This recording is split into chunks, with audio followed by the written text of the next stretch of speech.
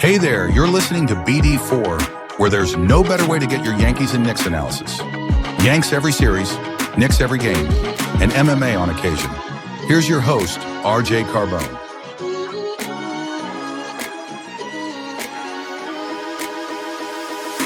And a high drive into left center field. Stanley's going to watch another one fly.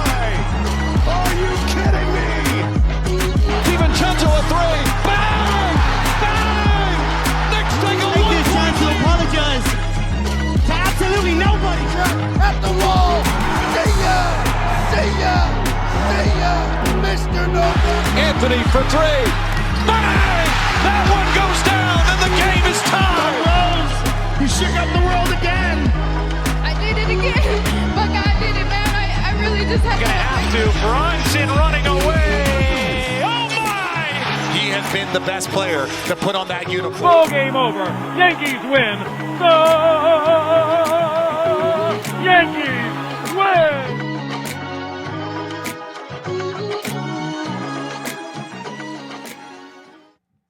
Okay, hello everybody. I am back. I did not cover the first 3 games of this Knicks Pacers. Can you call it a series, really? I just, I was about to be full force and into this whole thing, but I'm going to be honest. After what happened at the end of game 1, I had no motivation. I didn't feel like the Knicks deserved more people talking about them. I was disgusted, still am. And I never really got over it. I watched game 2 with no emotion. And then even game 3, it was background noise. I watched game 3 as background noise. I had my buddy over. We were hanging out, talking, yapping, catching up, and I'm looking up at the screen and I'm just watching it as casual as I could. And I see they came back and I was like, oh, that's nice. I'm kind of invested, but I need to see what happens in game 4 and then I'll buy back in. And that's where we are here. We are going to talk about game 4 where the Knicks lost 130 to 121. Let's see. Yeah, 130 to 121 in Indiana. So I'm back, not running, because I'm here talking about a loss that pretty much ended the Knicks season. It was a season of highs and lows, but it felt like a lot of season of lows because the expectations have shifted. And as fun as that Boston series was, that's not what the goal is. The Knicks have bigger aspirations, and unfortunately, they're not going to reach those aspirations this season, this postseason. So we're going to get right into it. It might not be a super long episode, but we are going to touch on the things I feel are important to touch on. We're going to talk about Tom Thibodeau. We're going to talk about the starting rotation, Brunson, Towns, Hart, the defense, and all of that kind of goes hand in hand. It's all kind of one thing, so we'll separate it into segments here. But it was a rough loss, and I didn't really think anybody played particularly well. I thought Brunson wasn't great. I thought Towns was actually decent. He had his offensive moments, and the defensive stuff is what it is, but I didn't think he was as bad overall as he's been in this series, at points in this series. But it was bad everywhere else. Mitchell Robinson was bad. Deuce McBride didn't make much of an impact. Again, we'll talk about the Josh Hart stuff. I thought Mikal Bridges was a complete no-show. I don't really care what the final numbers ended up being. He shoots 6 for 15. That's not enough. He was 2 for 10 from 2. This is a guy who's supposed to live in the mid-range area, right? That's where he's made his money this season. But he had some really untimely misses early on. Just shots that needed to drop. Just brick.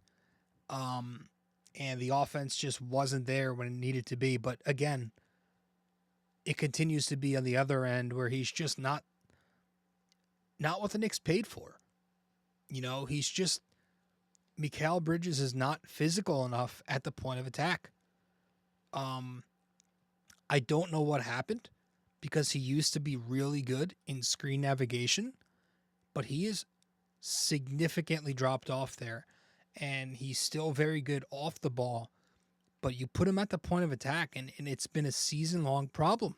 Let's be honest. He's had moments in the second half where he's looked better, but for the most part, Bridges is just, it's not, you're not feeling him out there.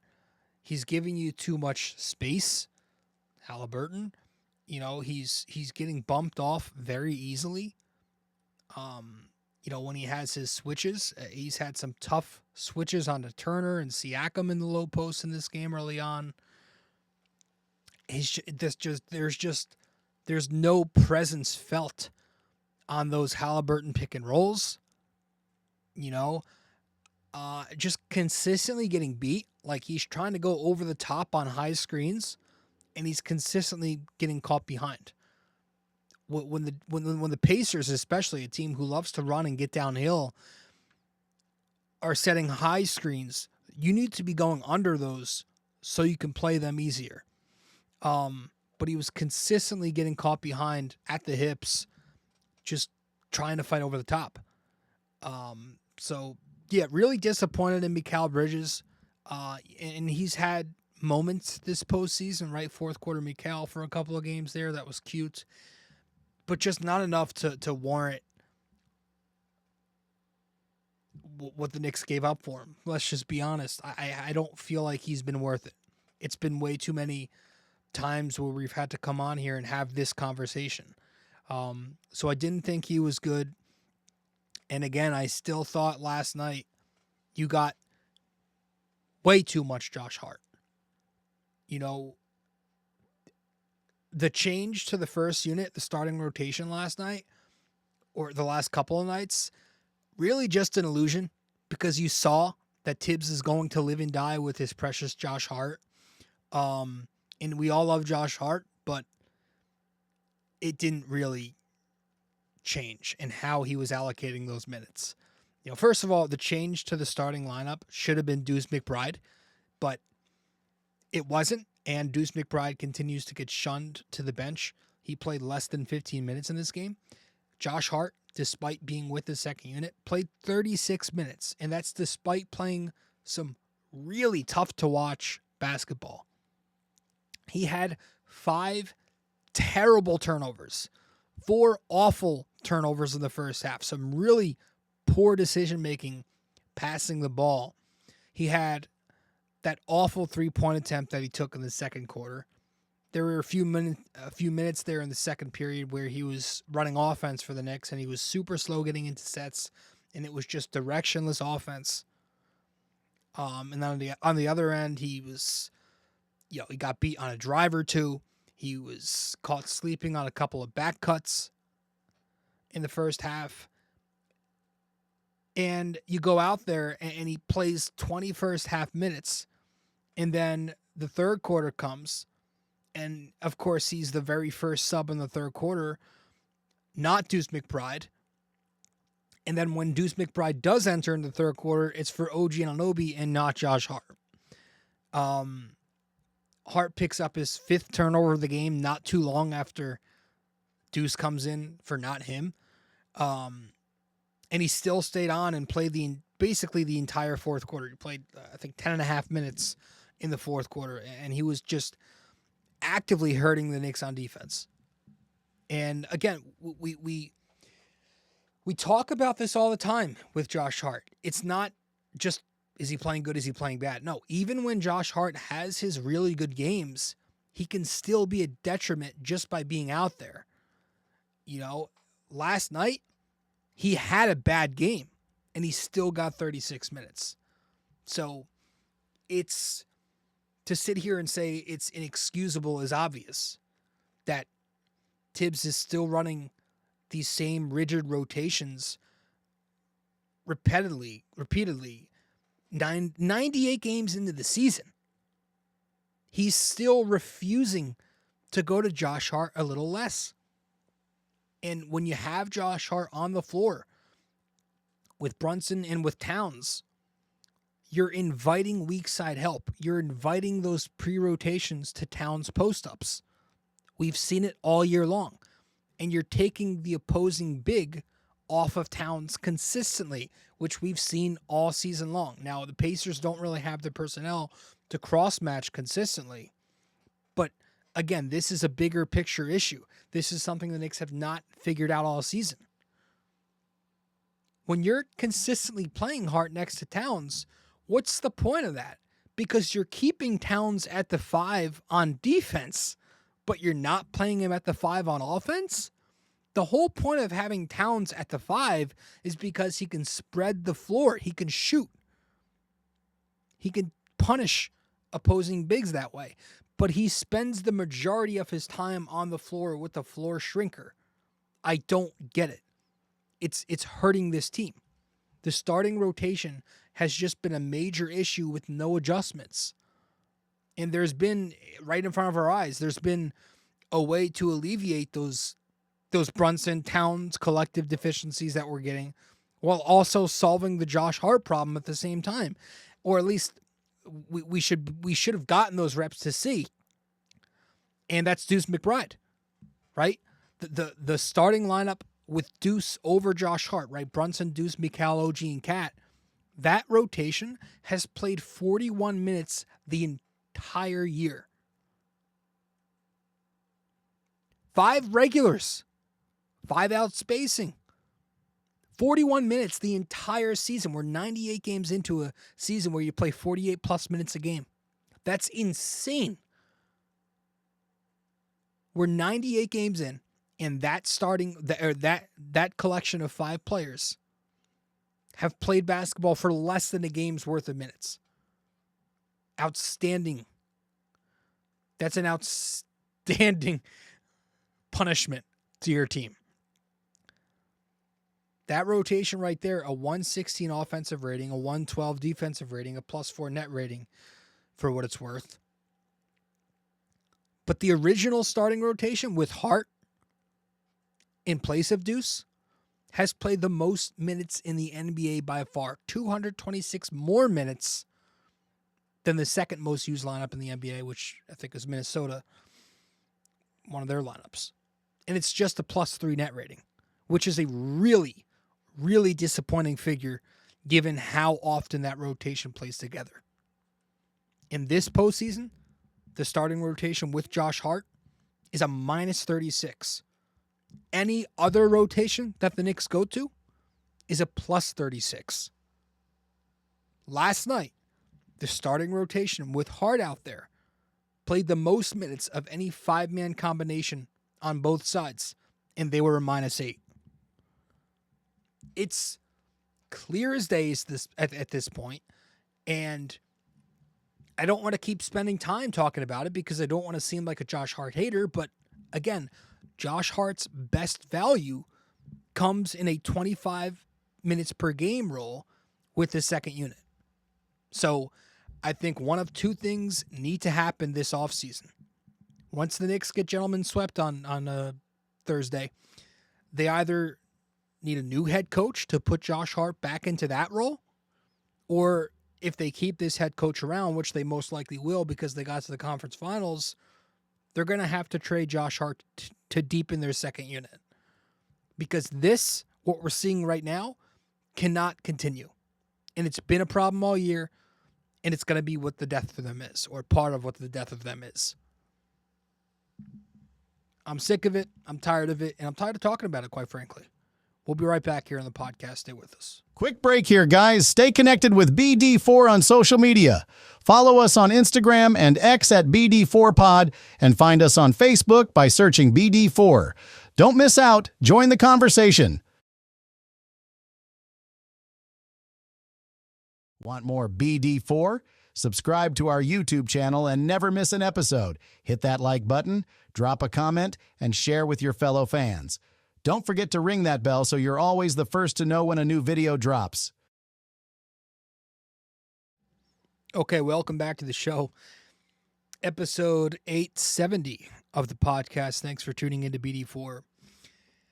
We'll stick with the starting unit because the Knicks continue to have a Brunson Towns issue. And this is one of the reasons why I never thought the Brunson Towns thing would work, is because the fact that we have to stagger them to get production is a long-term concern. And the Knicks Tibbs wasn't staggering Brunson Towns minutes nearly enough. Even after seeing it work in the win they got in Game 3, and then seeing it work in the first half of Game 4 yesterday. Right? Last night, the Knicks played their best basketball in that second quarter with Brunson and Towns staggered. Brunson didn't check back in until, or one of them didn't check back in until less than 5 minutes left. It was like 4:50 before one of them checked back in. I forget who it was. It was Brunson who checked back in. Or Towns. Yeah, because Brunson sits in the, but the second half comes, and he goes back to it. He goes back to Brunson and Towns together, and what do you know? The Knicks play some of their worst ball of the season in that third quarter. It was egregious. Some of the most unserious bullshit I've ever seen. And they're out there together. The defense was awful because it's so easy to exploit them in double drags and in Spain pick and roll, right? You had a couple of times, a couple of Spain pick and roll slips in this game where Towns is playing two in a back pedal. Halliburton gets an easy floater. The Pacers do that a lot, where they will run their Spain actions differently than the Celtics do. The Celtics will do it more traditionally, where the back screener will pop while the initial screener will roll. What the Pacers do is the initial screener will, the primary screener will do his thing up top, roll or pop, but what they're really doing with their back screener is different. They're not having him pop. They're slipping the back screen onto a roll. And it's completely throwing the Knicks off. And when Brunson and Towns are out there sharing the floor, you're seeing it hurt them, right? And I don't know why we're not switching Brunson. There have been a ton of times throughout this series where the Knicks are just refusing to fully switch Brunson on. Instead of showing a hedge, or I should say, instead of switching, he's showing a hedge, or he's just staying to his man. I don't understand why we're not living with this switch. In the first half, there was a possession in the first half where Brunson's put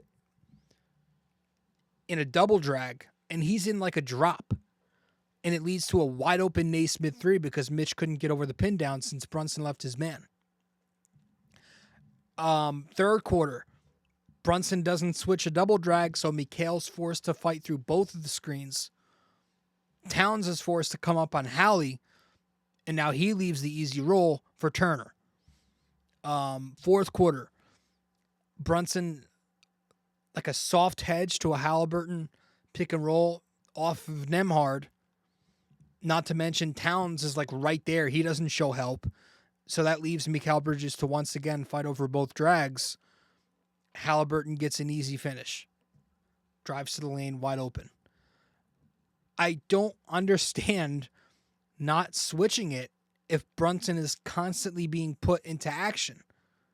Live with the mismatch off those Hallie pick and rolls. Let Brunson guard Halliburton. That's something you need to live with. So it doesn't make sense. It was working fine. And you're so hesitant to switch him. And it's putting the Knicks at a blunder every single time. And listen, I guess you got to give Tibbs a little bit of credit because he did make a change to the starting lineup. And the change to the first unit was done after game 2. It was putting Mitch Robinson at the 5, right? again, it wasn't really a change because of how he allocated the minutes. And I'll take it a step further, and I will say that I didn't think it made much sense to begin with, putting Mitch at the 5. Against Boston, those double big lineups were working. Against a high-pace offense that will run and put you in motion and put you in space and run you in transition. The Knicks only had one offensive rebound in the first quarter, and it killed them in transition. And they will screen you heavily. They will spam those double drags. They'll spam those stack pick and rolls. They will force you to recover.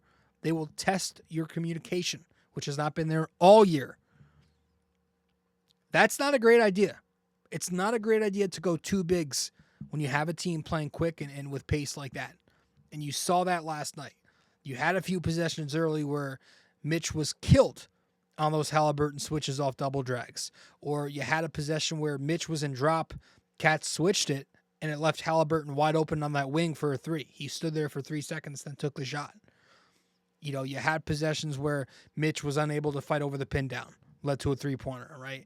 You had a Spain pick and roll slip where Mitch was playing 2 in a back pedal. Ends up being a kick out to Nembhard because the weak side tagger had to tag the roll. You know, you had Mitch and Towns just not getting back quick enough. Towns had 2 awfully dumb fouls in the first quarter again. It's not a lineup that really works. So that's it, man. I'm not going to go too long. I didn't like the coaching in this game, and it's been a season-long problem. And I don't know that it's going to be something that changes at all as long as this head coach is here. And I love Tibbs, and I appreciate everything Tibbs has done for this Knicks team, but I, for one, am ready to move on. I think it'd be healthy for this team to get something new here and somebody younger and somebody more modern, somebody who embraces Towns and uses the personnel he has the way that he should, right? Leverage their 3-point skill, leverage their spacing, use Brunson and Towns the way they should be together, do it properly. I don't know. That's just me. And we'll see what happens going forward. But that's it. So what we're going to do is head to a break, get back, and wrap this one up. Stay with us. We'll be right back. Love BD4 but don't have the time to sit down and watch? Don't forget to subscribe on Apple Podcasts and Spotify so you never miss an episode. And if you're enjoying the show, leave us a 5-star rating and a quick review. It helps us grow and keeps the conversation going. Want everything BD4 in one place? Head to our website at bd4blog.com. You'll find links to every podcast platform, social media, and even our blog, where we dive deeper into all things BD4. Check it out now and stay connected. Okay. Welcome back to the show, episode 870 of the podcast. I appreciate you all tuning into BD4. Like I said, quick episode. Don't care. This team doesn't deserve my time anymore. I'm ready. I'm sick of them. I'm so ready to move on. So up next is tomorrow. We have game 5 tomorrow, where the Knicks will host the Pacers at Madison Square Garden. You know, everybody else wants them to just win a game and just, you know, you're going to lose a series. Make sure it's not. You lose, you lose. I don't give a shit where it is. You've embarrassed yourself enough. So, honestly, they deserve to lose on their home court.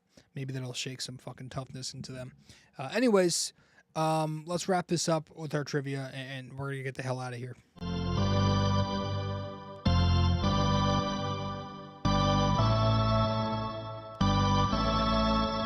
Okay.